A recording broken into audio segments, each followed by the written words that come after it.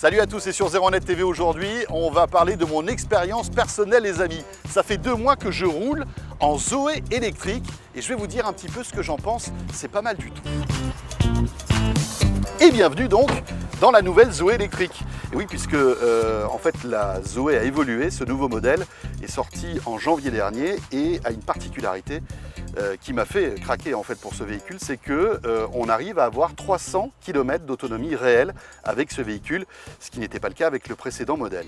Donc, alors évidemment, on n'est pas dans une berline allemande en termes de finition, mais malgré tout, c'est une voiture plutôt bien, on va dire, finie, avec un design rigolo. C'est une voiture rigolote en fait, la Zoé, qui est vraiment faite pour en fait des trajets urbains, hein. C'est vraiment un véhicule pour rouler en ville. Alors évidemment, un véhicule électrique, c'est pas fait pour tout le monde. Si par exemple vous faites de l'autoroute et plusieurs centaines de kilomètres par jour, laissez tomber, c'est pas fait pour ça. En revanche, si vous faites énormément de trajets en ville, des trajets, on va dire, réguliers et pas trop importants, hein, et bien là, la Zoé vraiment tire son épingle du jeu parce que déjà, vous allez faire des économies. Hein, c'est une voiture qui n'est pas très chère, d'autant que vous bénéficiez aussi d'une aide de l'État de 6 000 € hein, au moment où on tourne cette vidéo. Et Renault même vous donne une aide pour installer une borne électrique dans votre parking, si vous êtes par exemple dans un pavillon ou si vous avez l'autorisation d'en installer une par exemple dans le parking souterrain de votre immeuble. Alors comme on est super hyper geek ici à ZeroNet TV, la première chose qu'on regarde dans une nouvelle voiture, qu'elle soit électrique ou non, eh bien c'est le système de navigation. Concernant celui de la Zoé, c'est un peu mitigé. Alors certes il est connecté non pas en 4G, non pas en 3G, mais en 2G.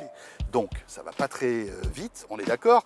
Ça permet quand même de faire quelque chose. Via une appli que vous téléchargez sur Android ou sur iPhone, vous pouvez connaître en temps réel le niveau de recharge de votre véhicule, s'il est en recharge. Vous pouvez aussi mettre en route votre clim ou votre chauffage à distance lorsque la voiture est en recharge. L'hiver, c'est pas mal. Comme ça, quand vous rentrez dans votre voiture le matin, quand il fait très froid dehors, elle est à bonne température. Il était la même chose pour mettre en route la clim.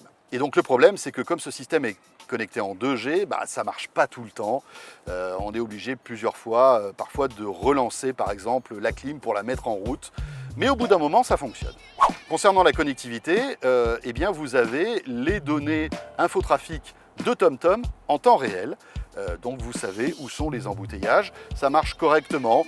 C'est peut-être pas aussi bien que Waze, mais ça peut être une alternative sympa.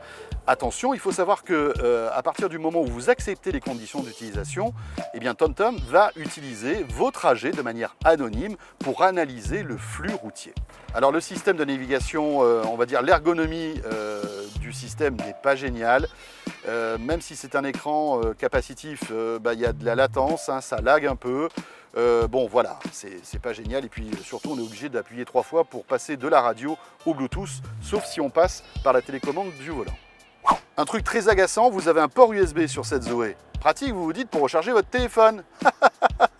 Eh bien non, parce qu'en fait le port USB, en tous les cas concernant mon iPhone 7 Plus, eh bien ne sert pas à la recharge parce que quand je le branche, il ne se recharge pas. En revanche, il va se connecter à mon iPhone pour écouter la musique en USB, mais il ne va pas me le recharger. Donc en fait, pour recharger mon iPhone, je suis obligé de passer par le bon vieil allume-cigare, voilà, et la petite prise avec les ports USB qui vont bien. Donc autant vous dire qu'il y a des fils un peu partout dans la voiture, c'est vraiment très sympa. Alors l'un des gros avantages du véhicule électrique, c'est le silence. Écoutez ça. D'ailleurs, vous n'entendez rien. C'est un confort incroyable, on ne s'en rend pas compte en fait, mais quand on commence à goûter à ce silence, eh bien, on ne peut plus s'en passer. C'est d'ailleurs rigolo parce que quand on reprend une voiture thermique, là on se dit, il y a un problème quand même. Autre avantage de l'électrique, eh bien, c'est la puissance que vous avez au démarrage en fait. C'est le couple, comme on dit. Et ce couple est beaucoup plus important qu'une voiture thermique traditionnelle. Alors peut-être pas une Lamborghini ou une Ferrari, mais vous avez une puissance au démarrage qui est vraiment acceptable. Et parfois pour se démêler de certains embouteillages, c'est assez sympa. Alors parmi tous les petits gadgets et les affichages que vous avez sur la Zoé, eh bien, il y a celui-ci qui est assez sympa, qui vous donne en temps réel la consommation de votre véhicule. Parce que en fait, un véhicule électrique peut consommer évidemment d'énergie lorsque vous accélérez, quand vous roulez, mais aussi quand vous écoutez la radio, mais aussi quand vous mettez la clim. Là c'est le cas, typiquement vous voyez, c'est la clim qui est en train de prendre de l'énergie.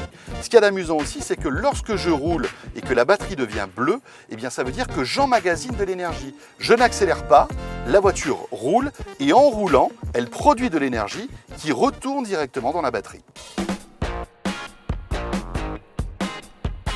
Alors qui dit véhicule électrique dit forcément au bout d'un moment recharge électrique. Et là, ça se complique un peu parce que vous devez avoir dans votre coffre pas mal de câbles. Venez voir, c'est très sympa. Et oui, parce qu'il existe plusieurs types de bornes de recharge qui ne sont pas compatibles avec tous les câbles. Voilà, ça aurait été trop simple de faire un truc un peu standard. Donc, vous vous retrouvez avec des câbles dans le coffre de votre voiture. Typiquement, là, je vais recharger la Zoé.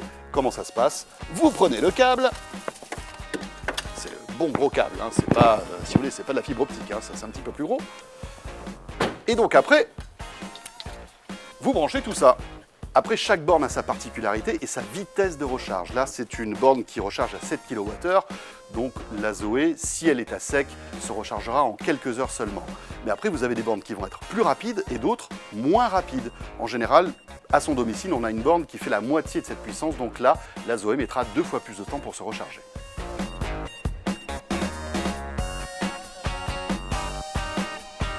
J'ouvre le petit clapet de la voiture avec la télécommande. Et là, je vais donc la brancher. Et en la branchant, automatiquement, la voiture se met en charge.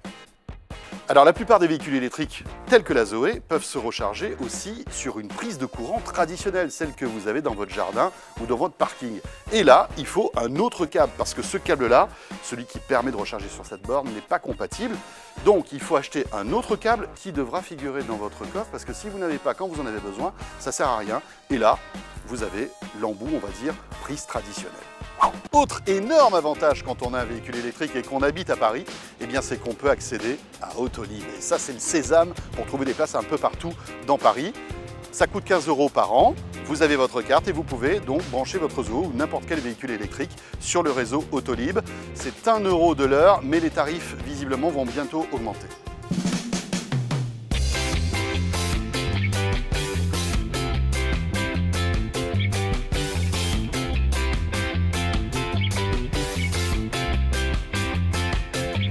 Oh mon Dieu, tous ces câbles, c'est un horreur!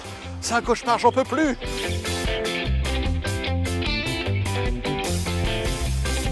Bon alors la question du jour, la question que tout le monde se pose, faut-il craquer pour un véhicule électrique? J'ai envie de vous dire, tout dépend de vos usages. Moi qui suis urbain, qui habite Paris, qui fait peu de kilomètres, des courts trajets, qui utilise sa voiture occasionnellement, c'est vraiment révolutionnaire et pour rien au monde, je reviendrai en fait à un véhicule thermique, qu'il soit essence ou encore moins diesel.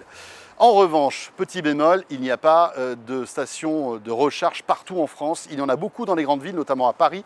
Mais c'est vrai que dès qu'on commence à aller à la campagne, ça devient compliqué. Dernière chose, une appli que je vous conseille qui s'appelle en fait ChargeMap et qui vous recense toutes les stations de recharge qu'il y a en France et en Europe. Via le GPS, vous savez exactement où se trouve telle ou telle station. Vous avez même des photos, vous avez même des commentaires d'utilisateurs. C'est vraiment très pratique. Et en plus, cerise sur le gâteau, elle est gratuite.